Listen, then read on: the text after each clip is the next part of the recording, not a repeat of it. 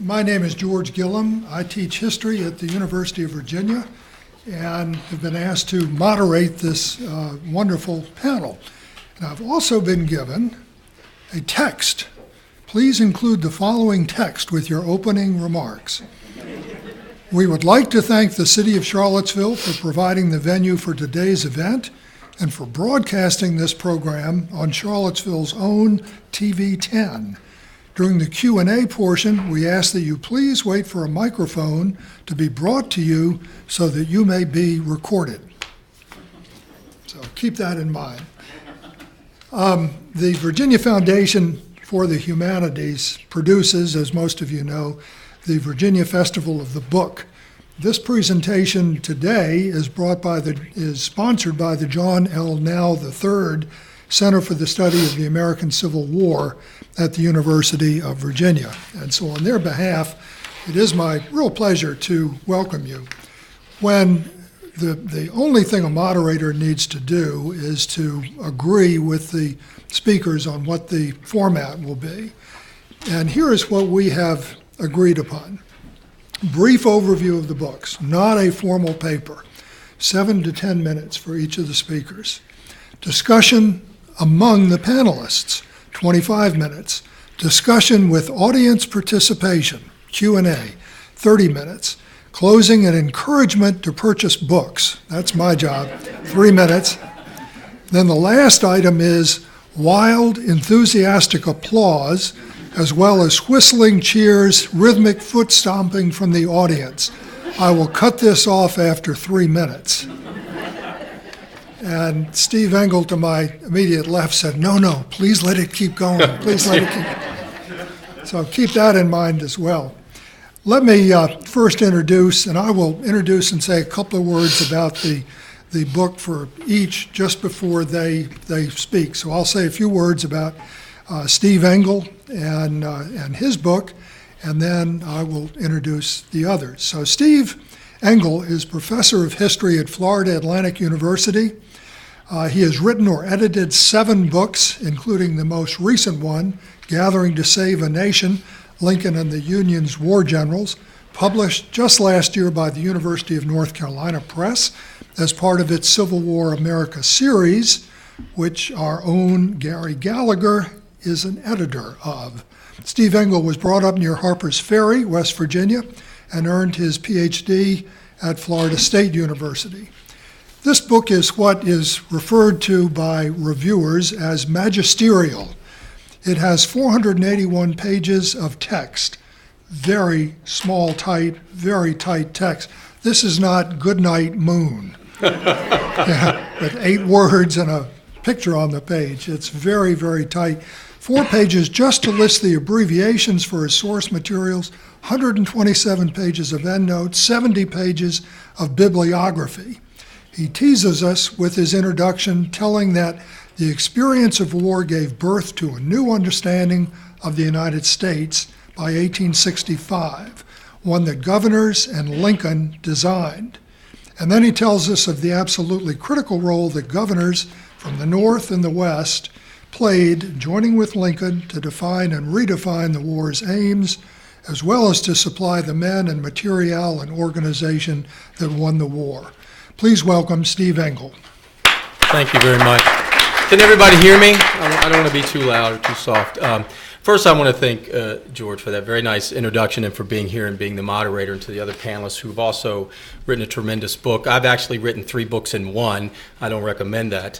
But a couple of things. I also want to thank the Virginia Festival of Books for having me, and Gary Gallagher, who has really schooled a generation of scholars and has produced a number of works himself. But more than that, I think what Gary's real reach has been to help scholars along the way produce the books that they produce. And so I tease Gary, as productive as he is, I'm sure there are 4 or 5 books he left in himself in giving others the labors of his time and effort in just reading and editing, which is a rare quality these days, let me say that. You don't send a colleague a manuscript that's 1,200 pages and ask them to read every word and then comment in the ways that Gary did. And so I'm very appreciative of him and the people who help pull this event together. So in 7 to 10 minutes, let me explain a couple of things about how this book came to being. I was on a Fulbright in Germany in 1996, and one of the senior people in our field, a man by the name of Hans Traefus, who was a political historian of Civil War and Reconstruction, who had done a number of works on Reconstruction and helped change the sort of landscape of revisionist Reconstruction historiography in the post-Civil War era. And Hans and I talked about, I just finished a book on a German American and was looking for a second project. And Hans talked about the old federal history that no one was doing in my era in the 1980s. And of course, people were doing in his era of the 1940s and 50s. But that people were getting away from political history, 30,000-foot history, and the federal history of intersecting nation-state and state-nation relations in the 19th century. So he said it would probably be a career ender if I tried to do that, because the hiring trends were more fashionable in doing non-political and in those days even non-military aspects of the American Civil War. But we talked for a long time, and I really thought perhaps there was something to what Hans said, because really, as much as I appreciate you folks thinking about the issues and the ideas that I bring forward, I'm trying to till new soil in Civil War and Reconstruction, and that's very hard to do. And so I took on this project, and one of the things I recognized early on was what I'm really doing is locating the Civil War in the State House of 23 northern states, because what most people don't realize is the State House became the conduit between the local and the national. And what I mean by that is, in times of peace, most state governors were simply civic figureheads. Most of them only attended the legislative session to give the opening address, and then they would leave to go back to their farms or their hometowns, and the legislature would carry on the business of 19th century governance until the American Civil War, in which governors became powerful commanders-in-chief, and they negotiated a number of policies and issues that had to do with wartime mobilization. So from this meteoric rise in power, governors become extremely important in the American Civil War. And what I try to argue in this book is, as much as we'd like to think that the southern states believed they would have more rights outside of the Union, I argue that the states actually had more rights in the Union during the Civil War, because they came together to work on a shared mobilization of preserving the Union. Now, whatever that looked like, from Oregon to California to Maine to Illinois, no one really understood what preserving the Union would look like, but they knew that preserving the Union was paramount to state control and local control. And so without that Union, many Americans believed that local control and self-governance would probably evaporate. And so what I tried to do was look at the ground level, beyond the governor's papers and the governor's letter books and a number of legislative proceedings, which for 23 states, 55 people, that's quite an ominous task, because not everyone left the great papers. And after you've been through 11 onion skin paper letter books in the University of Iowa and the Iowa Historical Society, you come to realize why no one has tackled this topic. But I also decided that I wanted to get an understanding of what being the conduit in the Civil War meant. What did it mean to see the Civil War from the State House, both locally and nationally? And one of the ways I did was I chose 3 newspapers for every northern state that I wanted to read, one in the State House capital and one in remote areas and one in a fairly large city, so I could get a sense of what the people were being told was happening in their states and at the national level. And so I spent several years reading every day of the American Civil War for about 73 papers. And I amassed about 800 copies of articles that gave me a very good understanding of what it meant to see the Civil War from the State House, because governors managed the war locally, and they also were committed to the federal enterprise of preserving the Union, having no idea exactly how that would work out.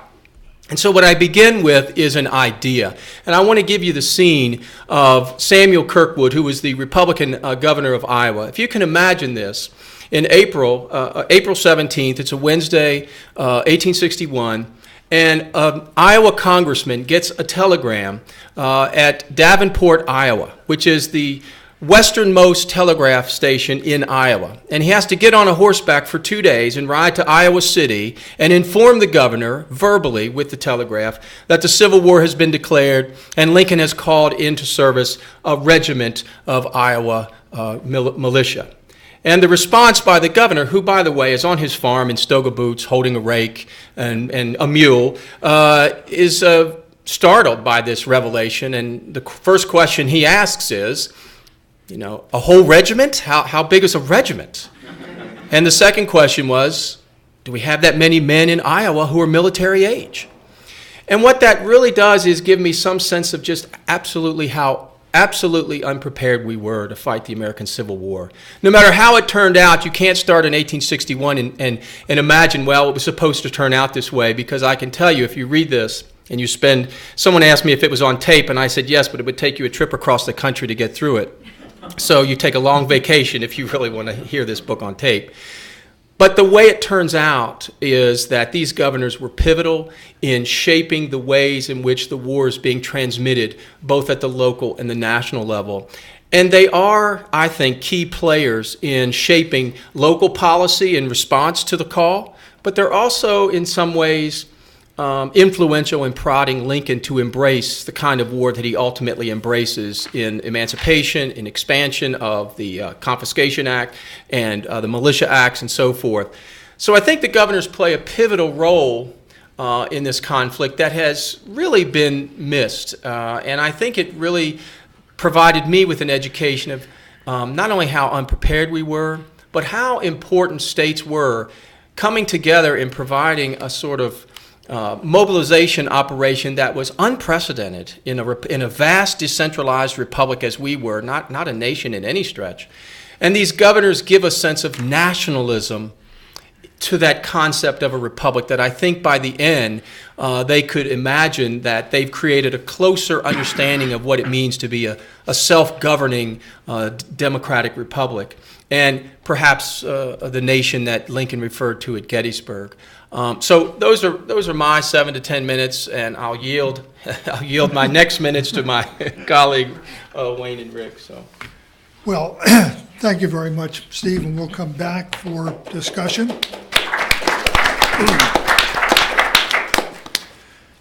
Wayne Hsieh is a Los Angeles native. He was educated at Yale, and he got his real education here at the University of Virginia, where his dissertation was directed by, drum roll, Gary Gallagher and Edward Ayers. By the way, I forgot to make an announcement about cell phones, so we need to turn off cell phones. Gary Gallagher, this is what made me remember. Gary Gallagher tells the story of giving the cell phone announcement the first day of class, and he said, there's nothing ruder than to have a cell phone go off in the middle of my lecture, and I will be very upset if that happens. So everybody nods, yes, sir. And about 15 minutes into his lecture, cell phone goes off in the second row. So he goes back, stands right over this unfortunate young woman whose cell phone in her purse went off, and he said, didn't you hear what I had to say? And she said, I'm sorry, sir, I must have been sleeping.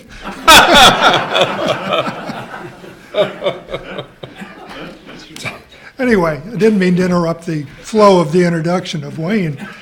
He has published West Pointers and the Civil War, The Old Army in War and Peace, as well as the book we will discuss today, A Savage War, A Military History of the Civil War. He teaches 19th century U.S. military history and the American Civil War at the Naval Academy in Annapolis. To his left is Williamson Murray, who goes by Wick. Wick Murray earned both his undergraduate and doctoral degrees at Yale after his service in the United States Air Force. He has published, by my count, some 24 books, of which he's either author, co-author, editor, or co-editor, including A Strange War. Mr. Murray has taught at the United States Air War College, the U.S. Military Academy, and the Naval War College, among other institutions. He is Professor Emeritus of History at The Ohio State University. So I'm happy to introduce Wayne and Wick. Let me start off, because I started off on this project. My field of interest is not American history. It's not the Civil War. It's not 19th century history or military history. It is, and I made my academic reputation on writing on European military and strategic history, 1920 to 1945, including a book that I wrote with Alan Millett called A War to Be Won, Fighting the Second World War, which is an operational history of the Second World War, which fits very nicely with Gerhard Weinberg's book. I got into the Civil War business by the fact that, like Wayne, pretty much the same sort of thing, because he does the same sort of wandering around history, reading good books about medieval history, Roman history, Greek history, 18th century history, and in my case, and certainly his, a history of the Civil War. And I began thinking about this just simply as a hobby and something I was interested in, and to build sort of a framework to think about the Civil War. Gave several lectures in Germany, for example, and the United Kingdom on the Civil War. Because if we Americans don't know much about it, and we don't know enough about it, the Europeans know nothing about it, zero. And what began to emerge from this larger framework of history were several major points that have informed my study of, if you will, military innovation, military adaptation, and, if you will, the changes in the framework within which war has occurred over the centuries. In the largest sense, one of the themes that Wayne and I have paid major attention to is the fact that the American Civil War is the first modern war in the sense that it brings together both the French Revolution and the Industrial Revolution together, which is an essential point to understand, if you will, the level of effort and the level of mobilization that takes place both in the North and the South. The second thing is something which I don't think American Civil War historians pay much attention to, certainly not the large number who wonder why it took the North so long to conquer the South when it took Napoleon such a short time, or Bismarck and Moltke to conquer the French, etc. And that has to do with the fact that books are the same size. And if you're writing about the French War of 1870-71, the book and the map is the same size as a map of the American Civil War, and there is a huge difference because they're different scales. In fact, the Confederacy numbered somewhere around 780,000 square miles. Great Britain today numbers 80,000 square miles. Another way of putting it is the Confederacy of 1860 was equivalent to the size of Portugal, Spain, France, Italy, Germany, the Low Countries, and Denmark. And the level of, if you will, distances that were covered by northern armies in terms of fighting the South had to do with the projection of military power over huge distances, which is, in effect, the American way of war. That's what we have to do, because if we just fought our own wars in North America, Mexico and Canada don't represent. Two other sort of major points that come out of my interest and Wayne's interest. The third one is the culture of military organizations. How do you explain the extraordinary difference in performance between the Army of the Potomac and the Army of the Tennessee, which is Grant's Army? How do you explain the difference between the Army of Northern Virginia and the Army of Tennessee, which is Braxton Bragg's army? And the answer comes down to each one of these major armies that were formed in the Civil War developed their own peculiar command cultures. And particularly the Army of the Potomac was influenced by the fact that virtually every single division commander and brigade commander was picked by McClellan. And most of them were still around in 1864.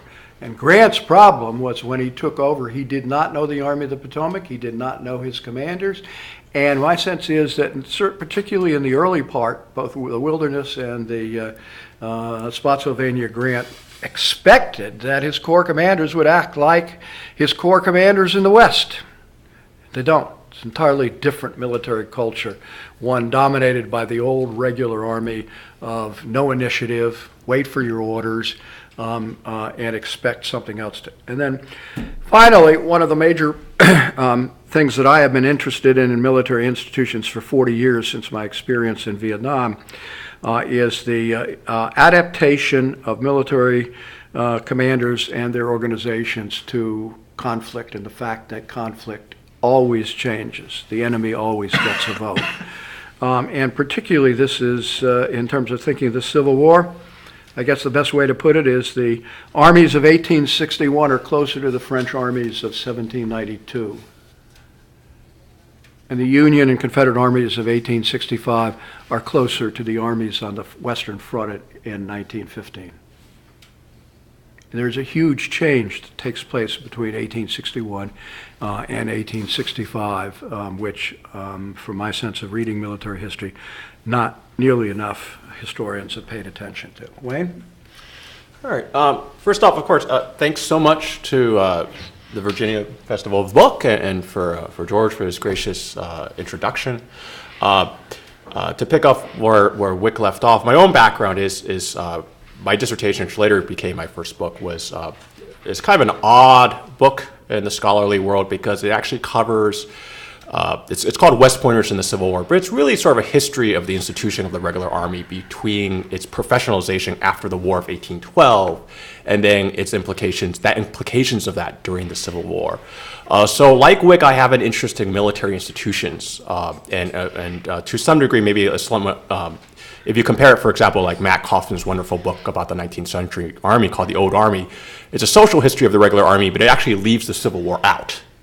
Right, and in my case, I was interested in this kind of larger sweep of the 19th century army, and I carried that interest over, obviously, into this project, along with the fact that I also want to point out that both I and Wick have been kind of in the belly of the beast for a while now with regards to kind of the American defense establishment. And I've spent my entire time as a sort of tenure track or tenured professor at the Naval Academy, Service Academy, obviously.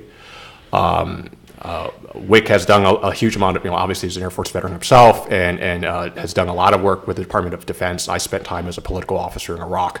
So I think both of us were hoping to bring to obviously very well plowed and very, very deeply researched topic, the American Civil War, a somewhat different perspective, a somewhat more institutional perspective, a somewhat wider lens. And although I have benefited tremendously from the extraordinary detailed sort of one-volume battle study, something like Gordon Ray's wonderful series of battle studies of the Overland Campaign.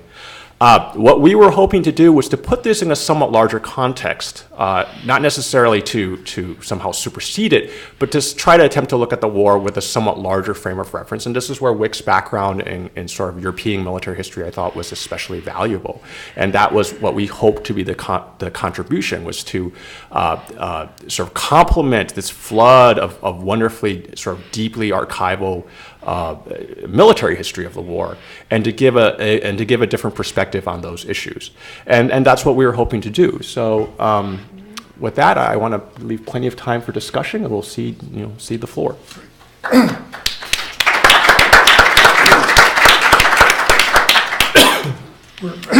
This portion of the program is supposed to be discussion among the panelists. Let me just prime the pump with a sort of an opening question to Wayne and to Wick.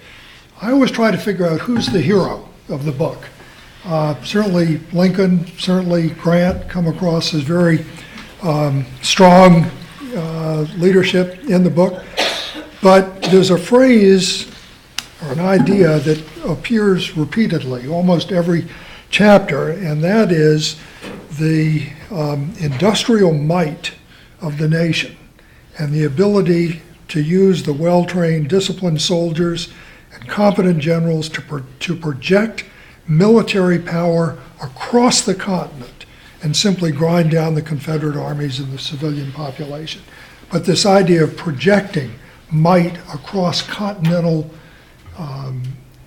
distances seems to be central to the book. Could you all develop that a little bit? Yeah, definitely. One of the things that we military historians, and I'm as guilty as most of the rest, don't spend much time on logistics because it is incredibly boring. But it's the bread and butter. It's what determines. There is a particularly insightful section in Sherman's memoirs where he talks about if he had not had the railroad support for the drive from Chattanooga to Atlanta, and particularly the railroad support from Chattanooga back to his lines of communications to Nashville and then to Paducah and Cairo, it couldn't have been done. And he lays out how many mules and how many horses and how many, and it's an incredible, the great weakness in the two great memoirs, and the greatest of all, of course, is Grant's memoirs, but Sherman's memoirs are very good too, from my point of view as a military historian in terms of their honesty. They don't talk much about logistics though. Don't talk about it, and yet it's very clear, for example, that one of the key moments in the Civil War occurs between the Battle of Chattanooga in November of 1863 and the beginning of movement in May of 1864. But Grant, of course, is in charge of that until he takes over at the end of February. And that is a massive effort to build up a logistical infrastructure so that they can repair damage. For example, no Union railroad lines running between Nashville and Atlanta were cut for more than a day. That's because a whole infrastructure had been built up. And again, this comes to when you understand the distances involved compared to the distances in Europe. You begin to have a sense that, and I think there's some really great books to be written about the logistical side of it. I'll read them. I'm not sure all of you want to read them, but because it's absolutely crucial.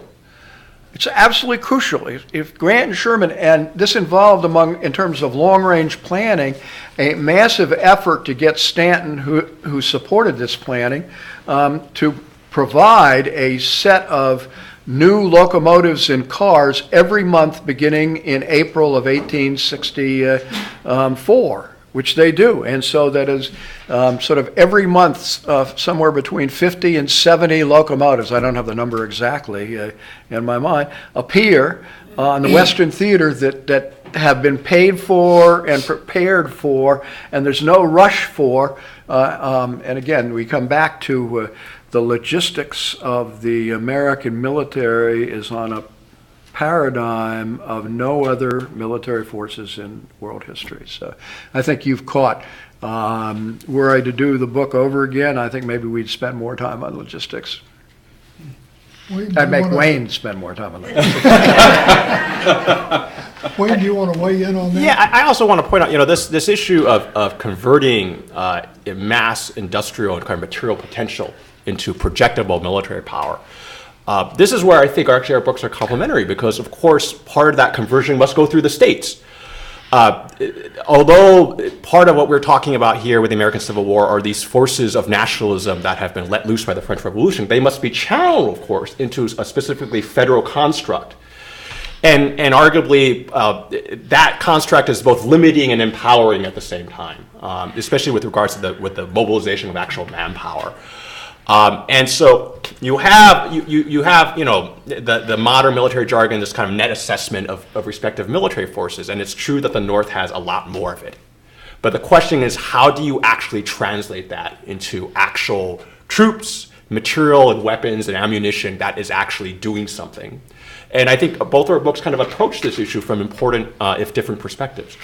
And let me follow up on that. You make a great point, Wayne, because one of the things that governors wrestle with early in the war is letting their troops go into federal service and allowing them to become nationalized in the armies, because the armies are made up of a number of regiments from different states, and the state governors does not want to let them go, because some of them will be going to the West, some will then be going to commanders who they are not too comfortable with, and they'll do without in the early portion of the war. And so governors feel a real kinship to these civilian soldiers that they've raised and pulled through the state houses and shipped off, and they will go to the camps. They will attend the regimental operations as much as they can in the field, just to sort of make sure that the citizenry the citizen population at home gets a sense of what's going on in the field, so they can answer the questions of, do the troops have what they need? Do the troops have enough weapons and overcoats? Are their families being taken care of? And so it's sort of like, and not until 1862 and fairly late in 62, when governors begin to relinquish more and more control over to these commanders and sort of the nationalization of the military. But federal procurement comes at the end of 1861. So in terms of supplying the troops, that becomes a federal obligation, and states have to back away. The problem is many of these states have agents in Europe, in London, and they're all trying to procure the same types of materials for their troops. And this, of course, drives the price way up. And so they have to come back and then begin to create their own sort of industrialized world of manufacturing at home, what they cannot purchase in Europe, or in New York, or in Boston, or in Philadelphia. Early on, John Andrews sends agents to London, and the first thing that the agents discover is there are agents there from every state, north and south, trying to procure weapons. And of course, this drives the price up, and some agents have more money from state banks or private loans, and they're able to buy the first 3,000 infels from wherever, or the first whatever materials they need, and can ship them back quicker. It becomes a real juggernaut to pass these civilian soldiers into a nationalized understanding of what it means to be in a federal army, in a Union army. Let me just add to that, because again, I'm looking forward to reading your book, because I think it's extraordinarily important, understanding what's going on in the Civil War. A lot of stuff written out there about sort of the corruption and sloppiness and money wasted in '61. When you think of the fact that there's no general staff, there are no directives, there's no organization the way we think of an organization for military force, that in fact they're all starting off absolutely at ground zero to try and put together effective military forces, and to do it in a fashion that will meet the federal government's and state needs. And so again, Wayne and I were talking today, crucial things like, everybody talks about the $400 bonus that was given to people who re-upped, but the states gave bonuses, and my guess the bonuses were pretty high too, because the numbers re-enlisting in the Northern Army, Southern didn't have that problem because they were in for the duration. But the numbers are astonishing. Even in the Army of the Potomac, you get 59% of the veterans, 3-year veterans whose things are up in June and July, re-enlisting. And they've been through Gettysburg. They've been through Fredericksburg. They know, particularly in terms of the Army of the Potomac, the Western armies do much better for the obvious reasons that they've been winning. Army of the Potomac has not had a real winning record. And yet these guys sign up. Now, I think underlying it all, of course, is an enormous sense of patriotism that is hard to recreate today, because they viewed the threat as existential, and we don't, I think, view the threats that we confront today in an existential fashion. Steve, you talk a lot about how not only were the governors essential to mobilizing the regiments, excuse me, but also for helping Lincoln change the aims of the war. Could you talk a little bit about sort of what were the dramatic moments of change and how Lincoln managed to get the governors motivated?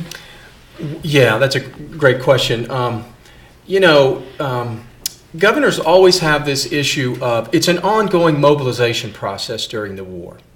And when, for example, McClellan doesn't perform very well, this is very difficult on the Eastern governors to replenish the ranks.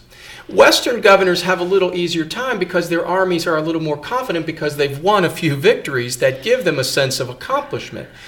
But in 1862, for example, when McClellan is not successful or is as successful as Lincoln wanted him to be on the peninsula, this is a great blow to the Northern psyche about success and failure within the Union's concept of preserving the Union. And so governors really try to scramble to find a way to incentivize, we need volunteers.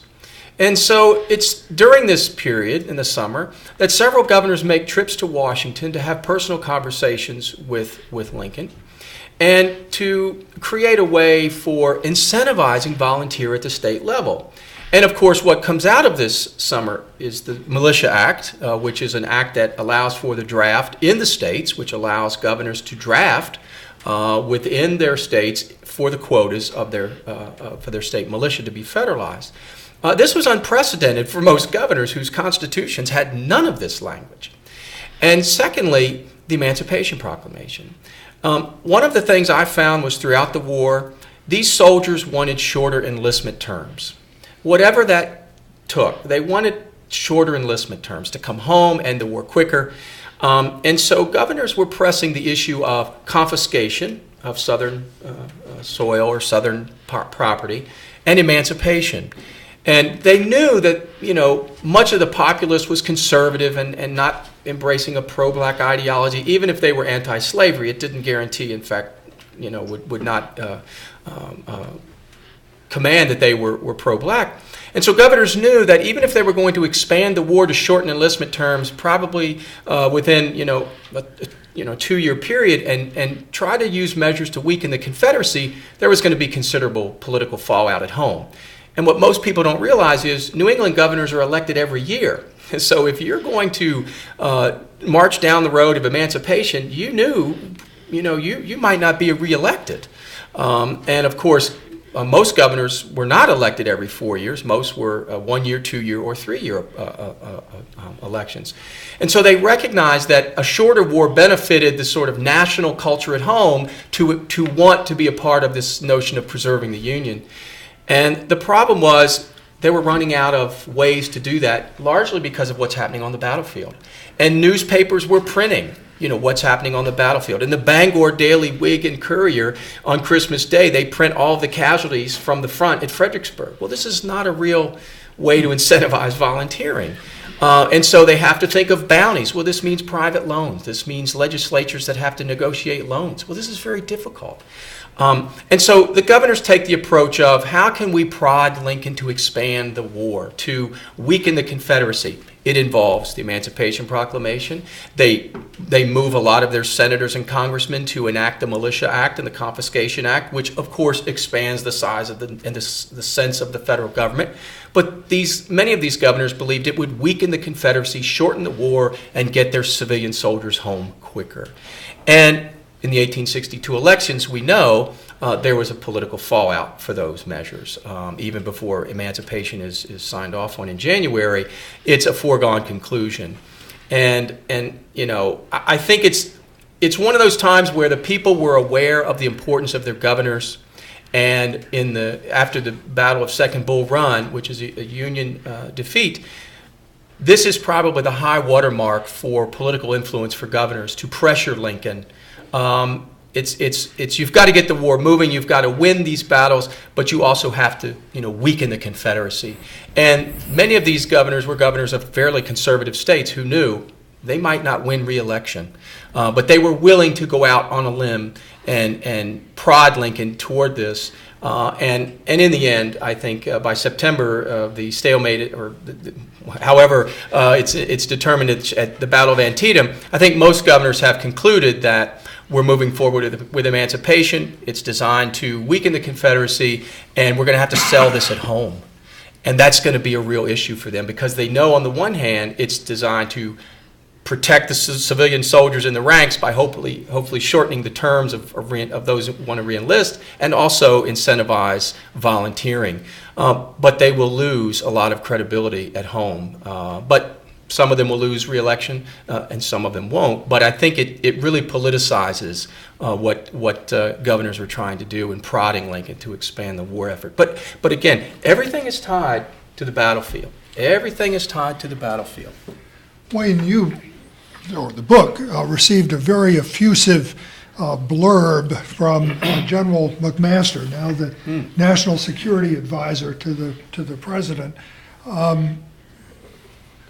What if, sort of reverse the conversation there, what if McMaster asked you, what did you learn about the limits of modern technology in the Civil War, and how can those lessons be useful to our consideration of military strategy today? I guess I think one thing of the Civil War, we already talked about this issue of how do you convert economic, technological, material superiority to actual useful military power. And obviously we've struggled to do that in recent American wars, and continues to struggle to do that. And I think part of that is we've fallen into a trap for a variety of complicated reasons of relying too much on technology to kind of save our bacon, for lack of a better term. And part of that is a fear of the messiness of politics, right? From many perspectives, I think, if you looked at the way American military mobilization is handled, enlistment contracts, it's a completely insane and irrational system. I mean, state, electing officers, having each state recruit regiments. I mean, why? This doesn't make any sense.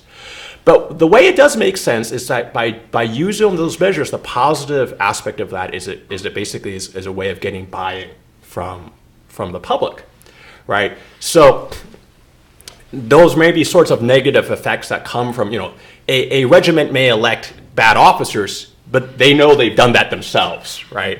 And frequently you see them improve in their selection out of self-interest afterwards. So, and the same thing, the governors are products of this messy political process, and they have to take risks, and sometimes it works out and sometimes it doesn't. But it always matches public opinion, and that gives a sustainability to the war effort, a resilience that allows it to tolerate these astonishingly high costs.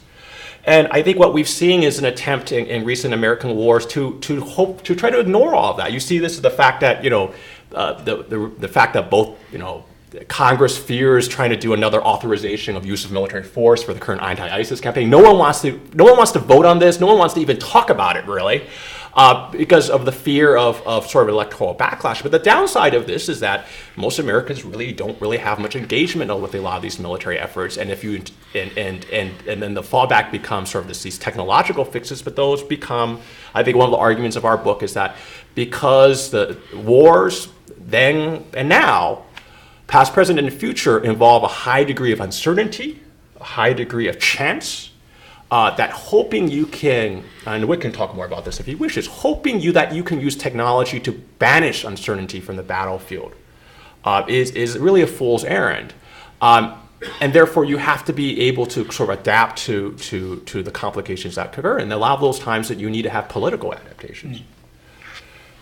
I'd just add very slightly to that I'm a Clausewitzian scholar, I guess you could say, and the most obvious and most quoted and most ignored statement was war is a continuation of politics by other means. This is a war in which politics, and Grant understood it, Lincoln understood it, Sherman to a certain extent understood it, although he was on occasion hoping that reporters would be tossed off into the Mississippi and never come back. I think there is an understanding, and this goes right through to the whole system of how politics were run, an understanding of the connection between war and politics, and that popular understanding and popular support. And I would argue that the American people of 1864 were far more knowledgeable about the world they lived in than Americans in 2017. I want to turn it over to you now. So please put up your hand if you have a question or comment, because we want to record your words for all perpetuity.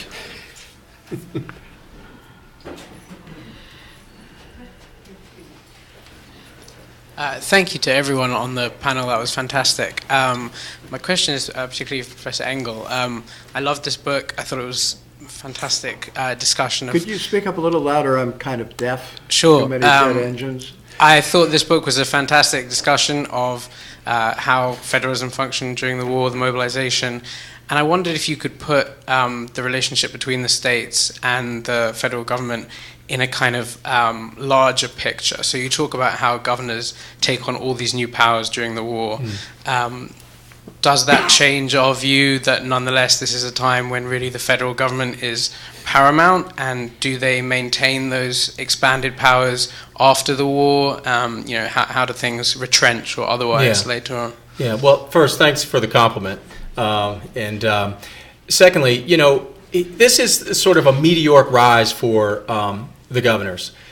Sadly, after the war, most of what we learn about the federal government is once you awaken the giant of the federal government and federalism, and it works really well, and we are an incredibly powerful nation, but as soon as we return to peacetime, we diffuse power back to the local levels and to the states. And so most governors became figureheads again. And in fact, in many cases, because now the state has to become the agent for the veteran and for transitioning back to a private sort of economy and a peacetime that has fundamentally changed their views of race and so forth. Governors fall into sort of the backdrop of politics, and that's why I was going to do a sequel. But there's nothing, honestly. Their power, and I say this, their power really ends in '65 with peace. And so what is remarkable here is how quickly these governors of very different states buy into this notion of preserving the Union for whatever reason, because they know it's going to preserve, number one, state autonomy and local autonomy. And without that, they're not a democratic republic. And so the interesting thing is from Maine to Oregon, Oregon had just become a state of a nation or a union that was dissolving. It has a Democratic governor and a Democratic legislature, and they're in the Union, and they can't figure out. And in fact, there's rumors of a Pacific Confederacy between California and Oregon, because they're not really bothered by what's going on in the East, because they're attached constitutionally and sort of politically, but they have nothing in common with anything that's going on in the East. So it's a remarkable testimony of how quickly a small group of individuals envelop an incredible amount of power and hand it off to a military operation that is unprecedented. And so it's a great question of the rise and fall of what I would call average, ordinary men who happen to be in a position when the war breaks out of incredible power. Incredible power. Let me just add one. It seems to me that Americans at the sort of level you're talking about in this age are far more capable of, on their own, using initiative. And I think the best example of that is the fact that after the defeat at Chickamauga, you have the transfer of 20,000 Union troops from the Army of the Potomac to the that's all done by 3 or 4 private railroads on their own. Now, they were encouraged, as Samuel Johnson once said, hanging tends to concentrate the mind, by the fact that Stanton said, if you don't do it, we'll take you over and do it. And so they had their own. But it is a group. There's no government telling them what to do. They managed to get those 20,000 guys in, 8 days? What is the total? 10 days, something like that. All the way from a distance of 1,200 miles, all the way around through Cairo, and then Nashville, and on into the Chattanooga area. And it's this capacity of Americans at the time to simply do what was necessary with no bureaucracy. I mean, one of the problems putting together how exactly the government ran the war from Washington is Stanton, the Secretary of War, has got, what, 6 clerks? Imagine the Pentagon, if you were told them, you got 6 clerks to run the war in Iraq. There are those who would argue that would be better. That would be, yeah, it might be too many. It might be too many, right? Who's next? Down here?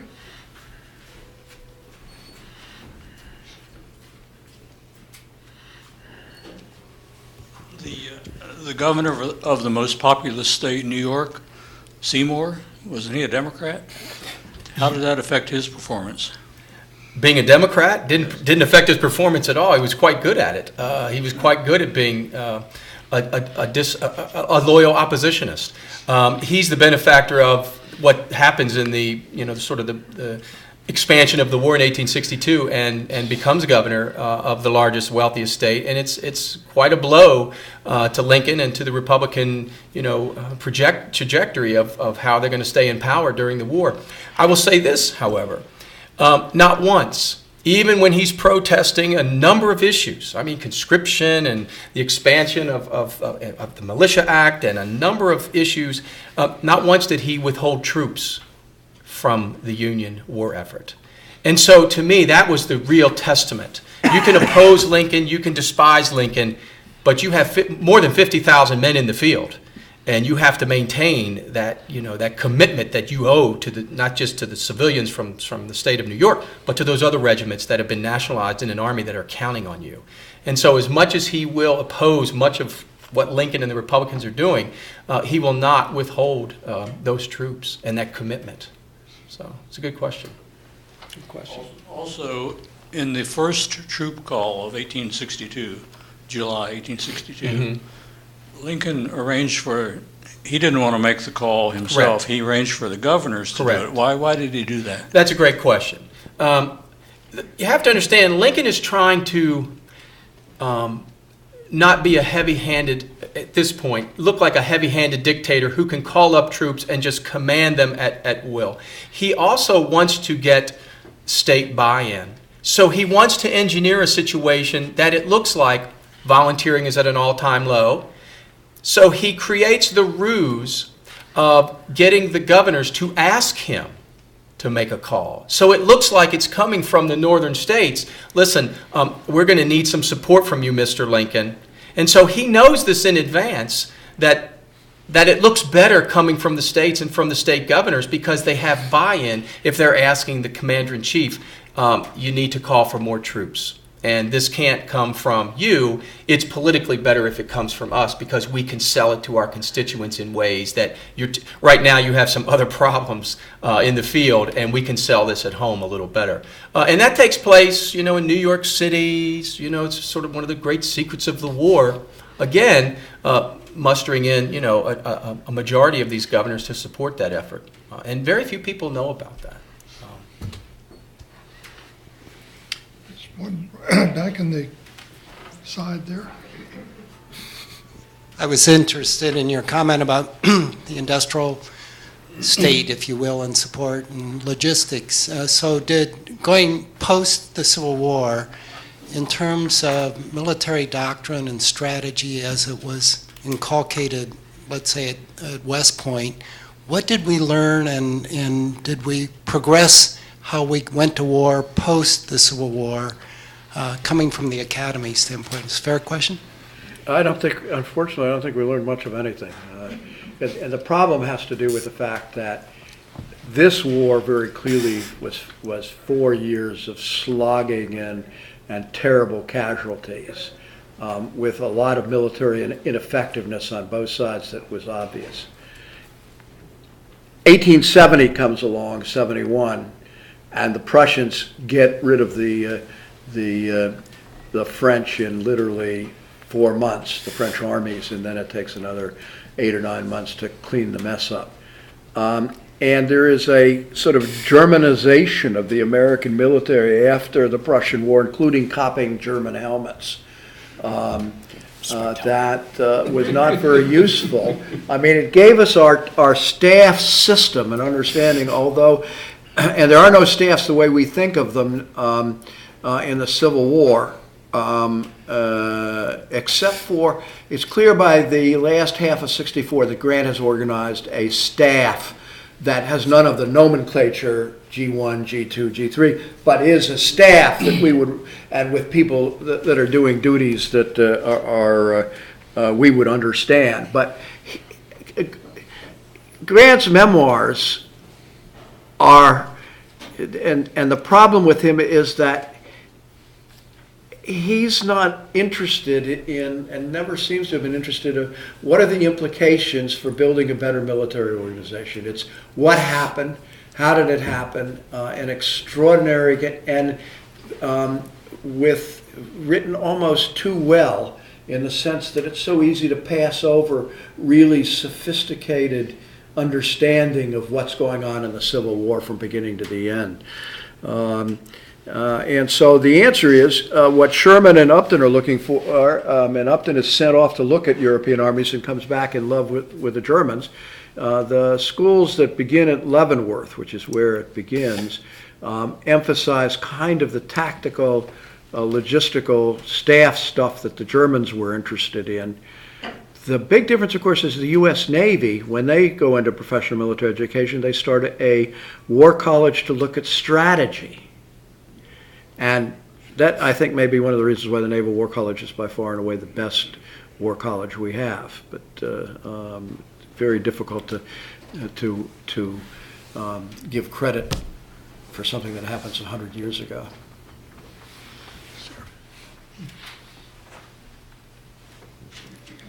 Do I remember correctly that there were terrible draft riots in New York City?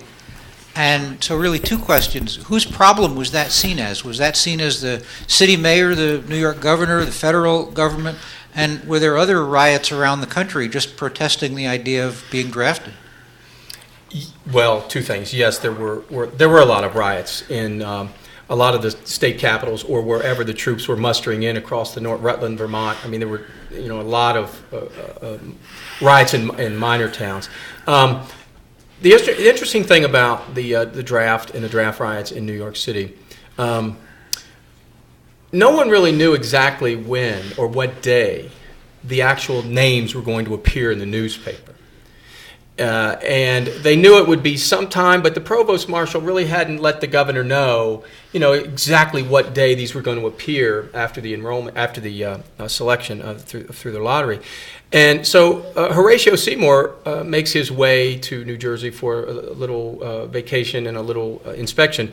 And when these names appear on the weekend, he's out of town, and then of course has to make his way back to New York City to calm the people, to suggest that everything, this wasn't, you knew this was coming. Maybe it was a surprise that it happened on a Sunday rather than a Friday or whatever.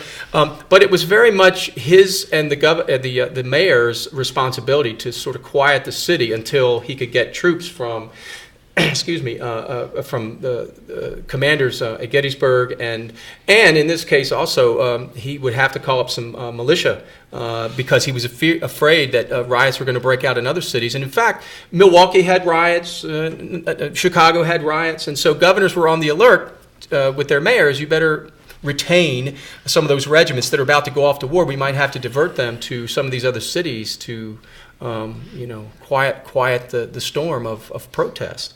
This again, the local with the national. The armies are counting on these these new troops and you need them at home. And one other example, the Sioux uprising in the fall of 1862.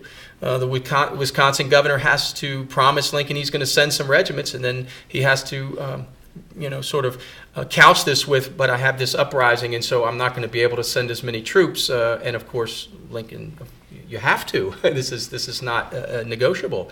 And this, of course, becomes national-state tension relations that I think the governor will win in the end, because Lincoln recognizes you have local concerns, and they're very real concerns, and they could spread if you don't quell them. So the same is true for those riots. They were very much a part of the governor's Whose idea was being able to pay your way out of going? If you could, wasn't it true that you could hire somebody or pay some fee and avoid going? Again, was that national or was that local? That was the National Enrollment Act, yes, in March of '63. That becomes conscription in 1863, yes. And, yeah.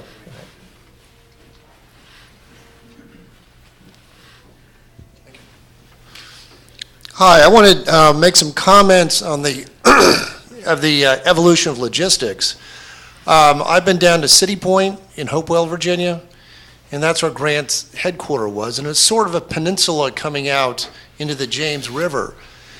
And I suggest that anybody in this room go, because it's quite fascinating.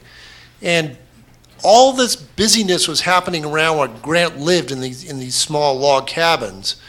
But there was something like 500 loaves of bread baked a day. And there were ships coming in and out, and there were ships anchored, and they were unloaded and shuttled out, and arms and ammunition came in. It was a tremendous operation in the winter of '64 and spring of '65. And it's almost like, the Confederates didn't have a chance with that coming. And there was a huge hospital near there, state of the art, for the waiting for the Union casualties. And it was a pretty sophisticated operation. But I also want to just put it against something else. I was at a Virginia Festival of the Book a few years back, and Mr. Houston wrote about his experiences in World War II in the 30th Infantry Division. And I bought the book. And in the book, it talked about when the 30th Infantry Division was in World War I, starting over again. And what reached the troops in the front as far as rations went was a hunk of raw beef and an uncooked potato. That's what the guys at the front were getting. You compare that to what the Civil War, what these guys were getting from City Point. So, and in World War I, the Army did start again because they had to mobilize in the divisions, et cetera. But anyway, it was amazing getting back to City Point. And I've just walked around and read from the plaques what was going on. It's an interesting place to go, but it's amazing what the logistics had turned into at that point of the war. I think the best way to put it and understand how come is that the Army of the United States in 1860 was 17,000 individuals spread in forts all over the eastern and far western United States.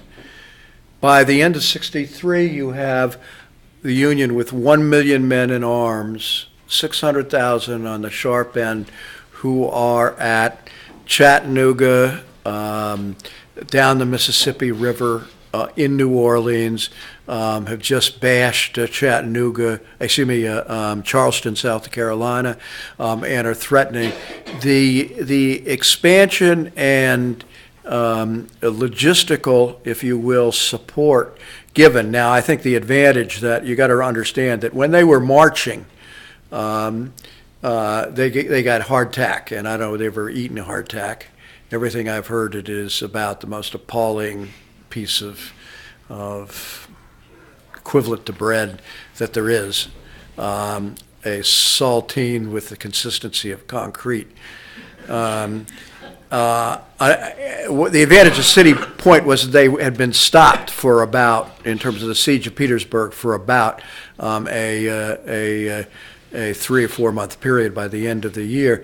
And in those winter periods when the Army of the Potomac isn't moving or the armies aren't moving, their logistical support went up considerably in terms of things like fresh bread and everything. But once the boys started moving, the ovens didn't move with them. Just both your books seem to be discussing the war beyond just the battles and heroes, and that certainly leads to a better understanding of the era. Do you think that balance in Civil War history lately, do you think we haven't gone far enough in that direction yet to really understand the era, getting away from the battles and heroes? That's for all of you. Okay, the curious thing about the Civil War still is that there are almost, different literatures, different schools of books. And I feel a lot of times there's a little bit of unnecessary friction between the groups, right? So academics kind of sometimes look down the nose at some military history as being almost antiquarian and excessive. And then, and people who write battle studies can sometimes grumble about academics being interested in things that seem conspicuously absent from the battlefield and things like that. So I think if you look at everything really as a whole, the information available to readers in general, readers who are willing to read a wide range of things and not be limiting themselves to certain groups, I think this is a great time. In all honesty, you can read lots of. I mean, and even literature, scholarly literatures that I've kind of tangled and disagree with. Like for example, there's a recent movement from Civil War scholars to argue that Civil War soldiers suffered from PTSD, which I think is, for a variety of reasons, very, very problematic. Actually, I'm just not persuaded by it for a variety of reasons. But that is a new approach, and although I think it is wrong-headed in many ways, I think there is actually work to be done regarding I think we would use, say, mental health issues, but that's part of the problem. We have this weird medicalized psychological language, which is very limiting. But, when we talk about Army culture, the vignette I use in the book to describe the dysfunctional culture of the Army of the Cumberland is that one of its generals, Jefferson Davis, the Union Jefferson Davis, shoots dead his commanding general, Bull Nelson, and is not thrown out of the Army. All right, and it's very complicated, and some of it involves state politics, and there's all this weird stuff going on. There are problems with drunkenness. There's clearly issues with generals. I mean, in the Wilderness Campaign, who seem to suffer from something that's you might call shell shock or combat fatigue or whatever, and that is definitely that is, people are starting to work on that. They may be using the wrong frames of reference and things like that. I also want to point out, though, although I and Wick, in the case of our book, we have an institutional focus. When you use institutional focus, though, it sometimes shows how valuable sort of traditional battles and leaders history is. Because it is the military armies, the field armies are starting from ground zero, that actually empowers in astonishing ways. That means that the generals who organize the armies, guys like McClellan, who select the initial set of commanders, right, brigade and division commanders, end up putting a huge stamp on the cultures of these field armies. And so you see here an example where individual leadership really does matter a lot, precisely because there is a vacuum of institutional continuity. Right? And so you really can't understand it unless you're willing to see kind of both sides of that coin. So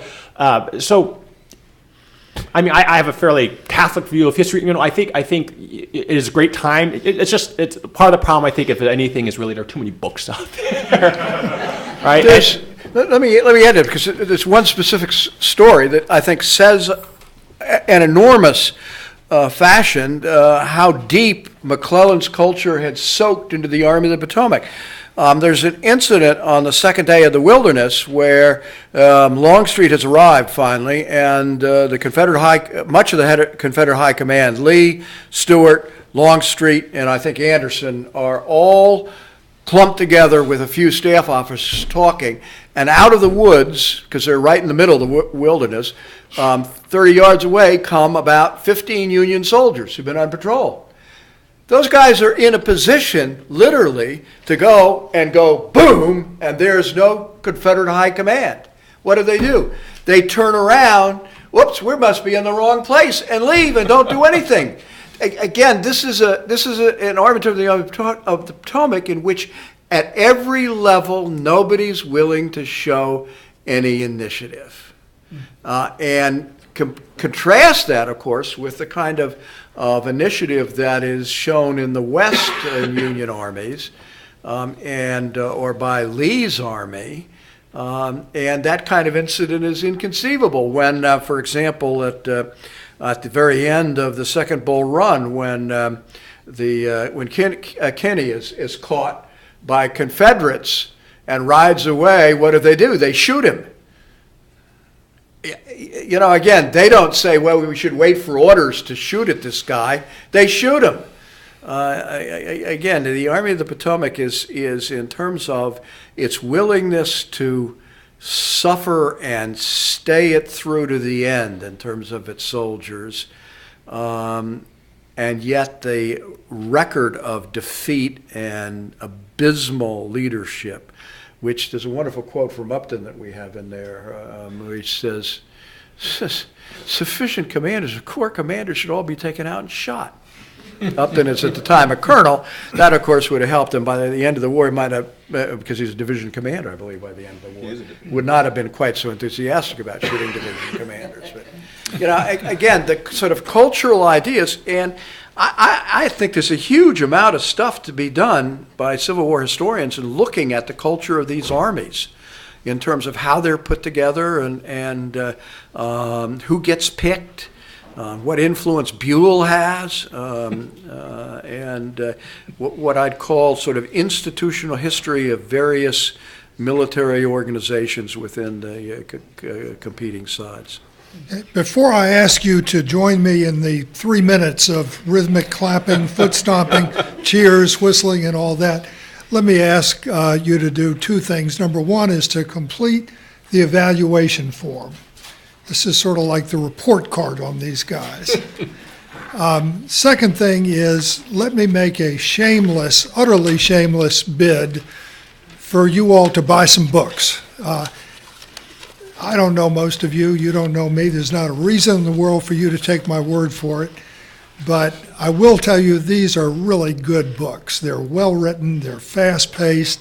There is a ton of new information, at least stuff that was very new to me in each of these books, and they're well worth reading.